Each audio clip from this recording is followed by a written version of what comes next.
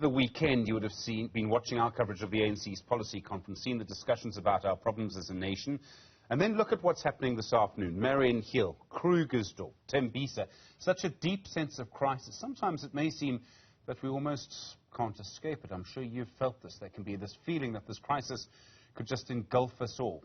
Well, let's get a view now from someone who's been looking at this very closely. Professor Raymond Suttner is a researcher and analyst. He played a major role in our struggle for democracy. Professor Suttner, good afternoon to you, and thank you for your time. So often we describe our society as a society in crisis, and I think we see signs that that crisis or multiple crises is getting worse. Look at the rising violence, for example. Is that a symptom of that crisis, this frustration, this anger that we're seeing?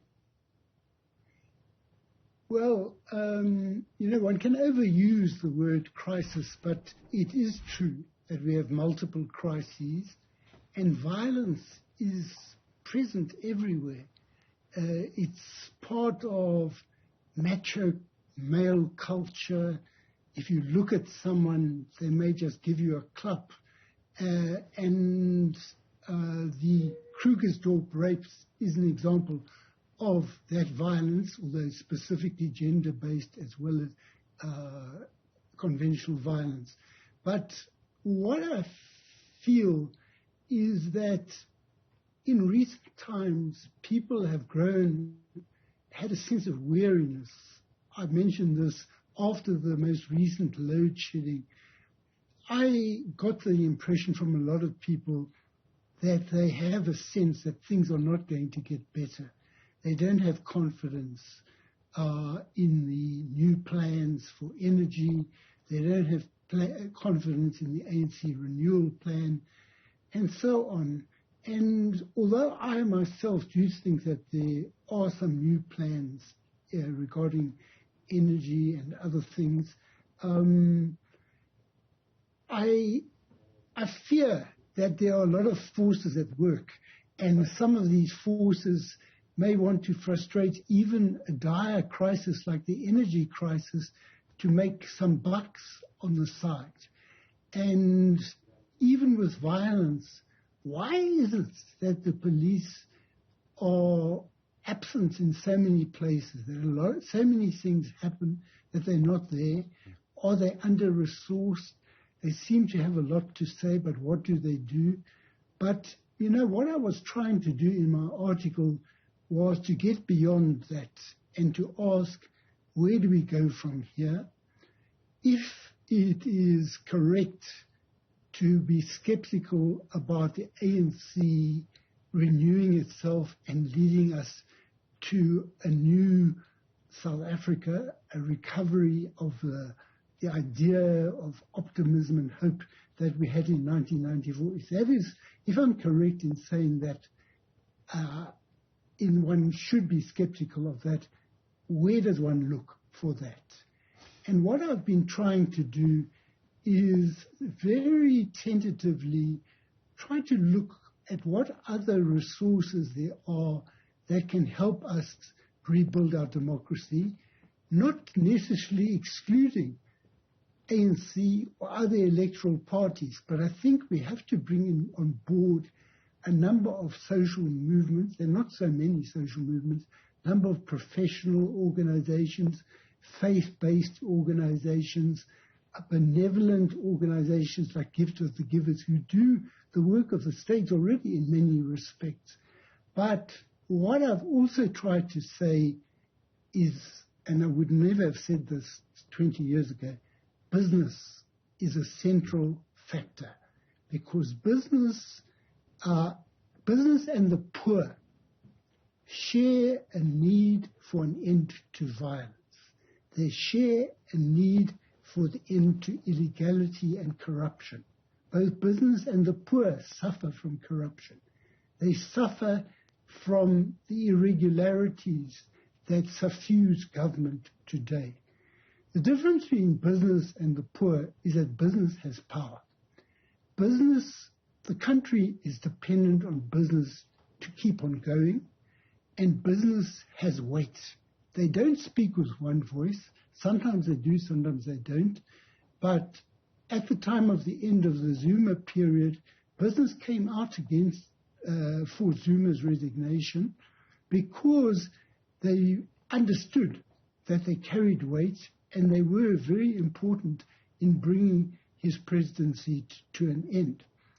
So what I'm arguing then is that we have to try to bring together a number of organizations and forces in society, and I don't think the program must come first. I cannot say, come together on this, that, and the other basis. Obviously, we have a constitution, and that can be a unifying vision. But the rest must be negotiated between the players if this idea were to fly. They must negotiate with one another and build a commonality.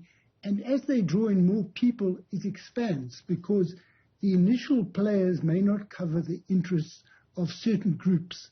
For example, since I wrote this article, someone has sent me a document about the Msunduzi Association of Residents, Ratepayers and Civics, a recently formed organization. So you've already got movements that were not there a year or two back. Sorry. And Professor, I'm sorry to interrupt. So I mean, there's a difference between a movement, sometimes in our history we've used the word front, and a political party. You're not suggesting a new political party, or not now. You're suggesting something slightly different to that. In a way, perhaps, maybe something, I think you used the phrase, to keep on the neck of the political parties in power, to make sure they behave themselves. Down the neck. Yes. Yes, I'm not excluding the possibility of a political party emerging through a process. But what I'm concerned about is you can't rush. When there's a crisis, it's urgent to resolve the crisis. But even if it is urgent, how you build an alternative requires careful listening and patience, and that may take time. Obviously, we could say we don't have time, but we don't have time to mess it up either. So what I'm suggesting is, over time, these people who come together may decide to contest elections as a political party, become a loose political party, or an alliance of parties or something like that. So I'm not I don't represent anyone myself. Sure. I just represent my jackets, as they say. And so I'm just putting forward an idea for consideration. I've been doing it for a while and talking to some people who are in business or connected with business, because I see business as crucial, but business is the one sector with whom I've had very little contact in the past. But I do see them as crucial.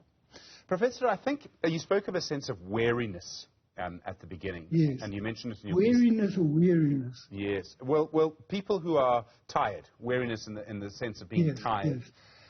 And I think that some people have given up on the idea of using formal politics, so elections and voting, to solve our problems. Yes. This is another way, without having to vote for a politician who, you may feel that you don't like any of them.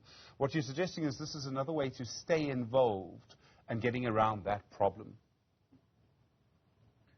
Yes, I am saying that, but I'm not wanting to dogmatically exclude electoral politics or involvement of parties from electoral politics. One of the things I said in the article, the ANC is not one thing. The ANC, Thabo Mbeki refers to what it used to be. It may well exist in some parts of the country. We don't really know what the ANC is in some of the villages. So it may be that some people from the ANC will be part of this.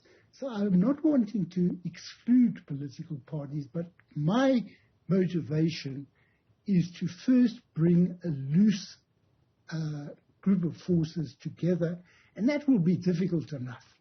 And if they can talk to one another and find commonality, commonality is something that we no longer look for between people. Nedlac is supposed to do it, but in broader politics, you don't see that search for commonality. Now we need that again very much. And I'm not saying I have a formula and that it must exclude political parties. these, or it must include, I'm not sure. As the process unfolds, one can see what opens up and let it flow.